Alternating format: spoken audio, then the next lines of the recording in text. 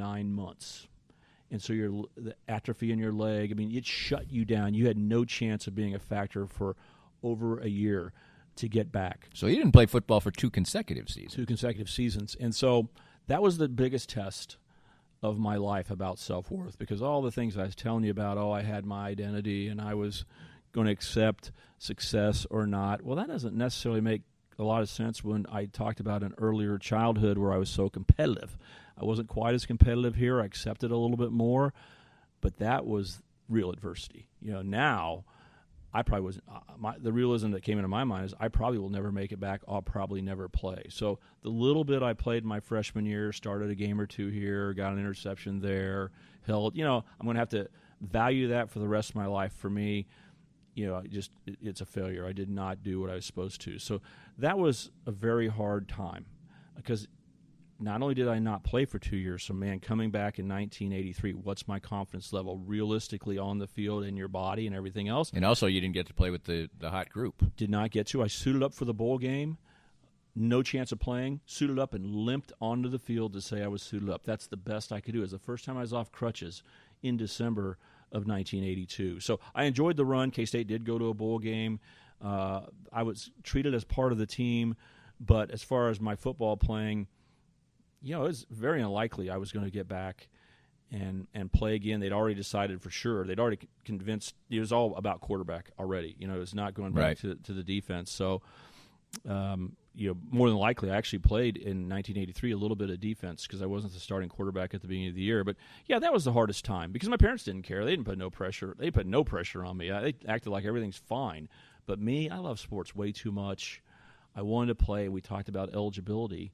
I'd missed a whole year. The equivalent of the freshman rule of not letting you play, I knew I'd missed all 11 of those games, and you'd never have them back. Right. And so that was so painful. Would I ever play? And it just, I don't need to preach to anybody, Danny, but, for me, this is just me, what I think. God has a plan, and God's plan is oftentimes way better than I can ever plan it, but when I'm going through it, I would never pick the right turn and the left turn, and it's no fun going through it. But, in 1982, because I was not able to play, I met my wife. I was about to ask about that. Yeah. At a pep rally, is that correct? Yeah, exactly. What's the statute of limitation, Danny, on rules? I need a Hey, Danny, I can tell you, this is like the most daring thing I've ever done, okay? Okay. There's always that part of the segment where you wish you say, well, what was that little crazy thing you did? Well, 2 of my best friends went to Arizona State, and K-State in 1982 had a game at Arizona State, Game 2 or Game 3.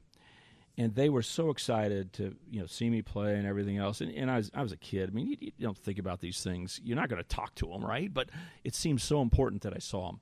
And then I got hurt. I'm out. No chance. So I go into Coach Jim Dickey's office, and I said, Coach, my buddies can you believe I said this?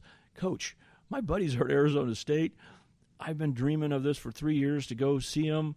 I need to go down to that game, And I'm saying, he's like, are you kidding me? I got things to worry about.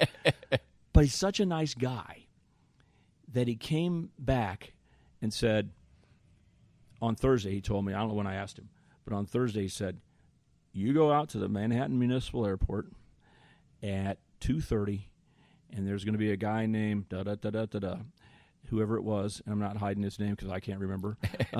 He said he's flying to the game in his small plane. This was not a fancy plane. This is a small plane. He'll fly you to the game. And after the game's over, you'll fly back with us. I was like, this is so cool. Now, I studied football enough to know, I don't know if this follows NCAA rules or not, but this is the time I'm going to jump over the cliff and break the rules or whatever. So I flew down, and what an embarrassment I was, because it's a small plane that doesn't fly to altitude, not pressurized, and it's a long ways against the jet stream to get to Tempe, Arizona, right? I am throwing up like you can't believe in front of these grown-ups who I don't even know. Like, hey, how you doing, Stan?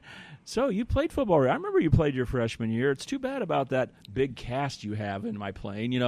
They're being so nice, and we were only 15 minutes in a plane, and I'm heaving it up, and just I am the biggest embarrassment in the world. Throw up dry heaving all the way down, shake these men's hand, and I'm so embarrassed. I can't wait to see my buddy.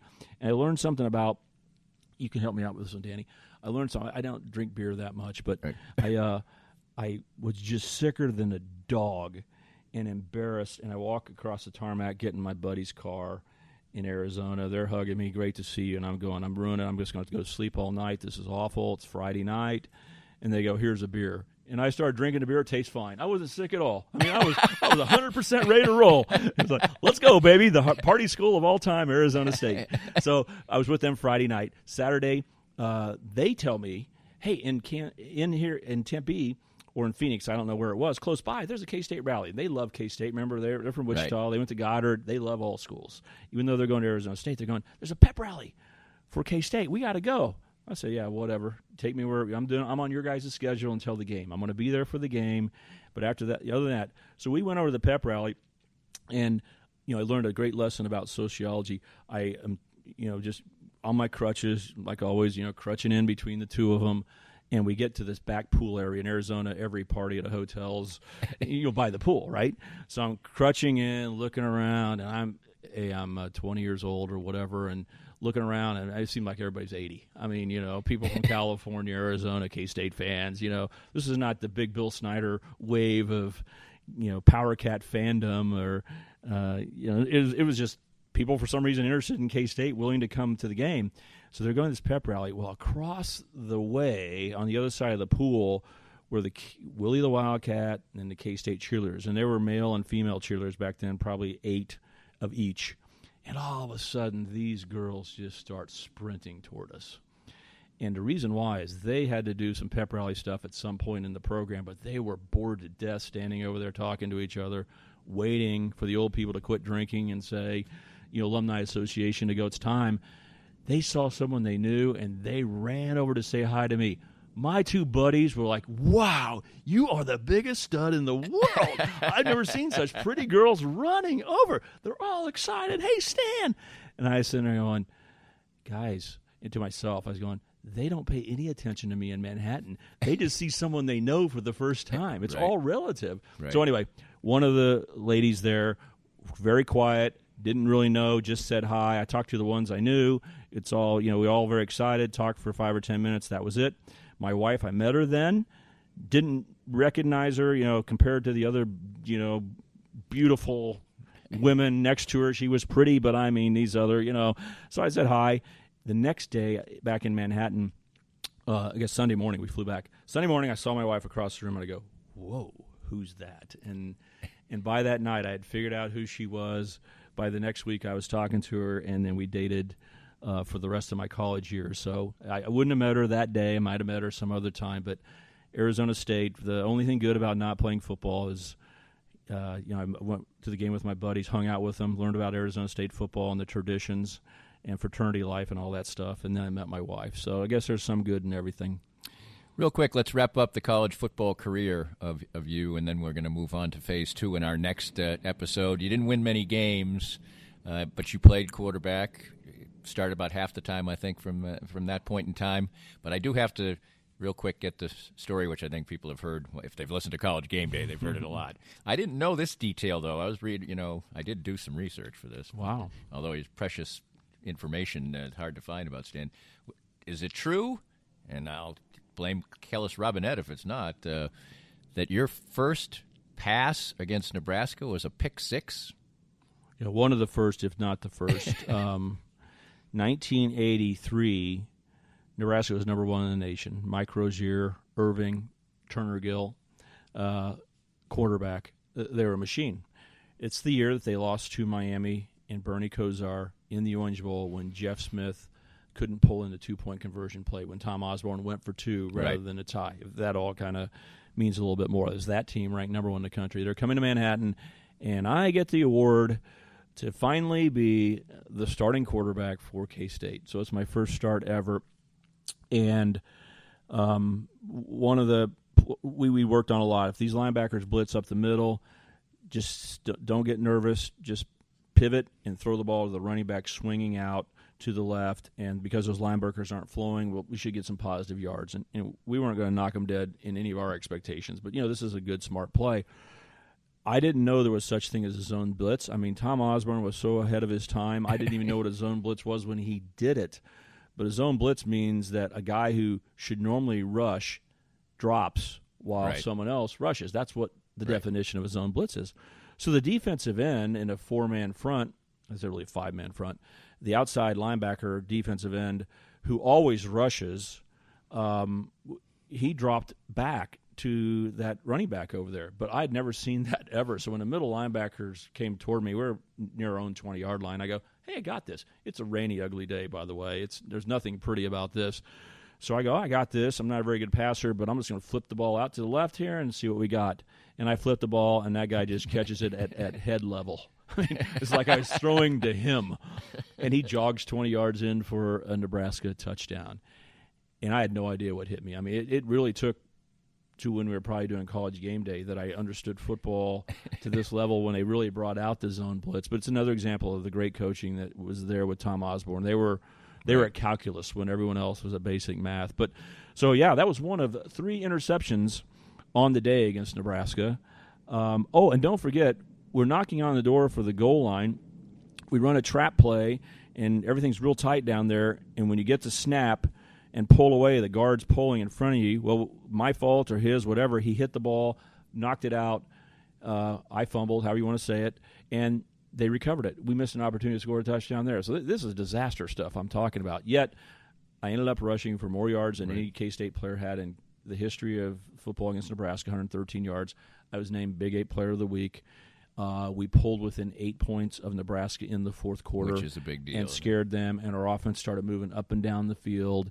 And if I wouldn't have, by the way, had 3 interceptions and fumbled the ball down there, we might have made it even a little bit closer. Maybe the most famous play in that game, though, if you're a Nebraska historian, is kickoff to Mike Rozier. He catches the ball at the 1. He's the kickoff returner. It's rainy and ugly. Backs up to the goal, into the purple paint, kneels down for a safety.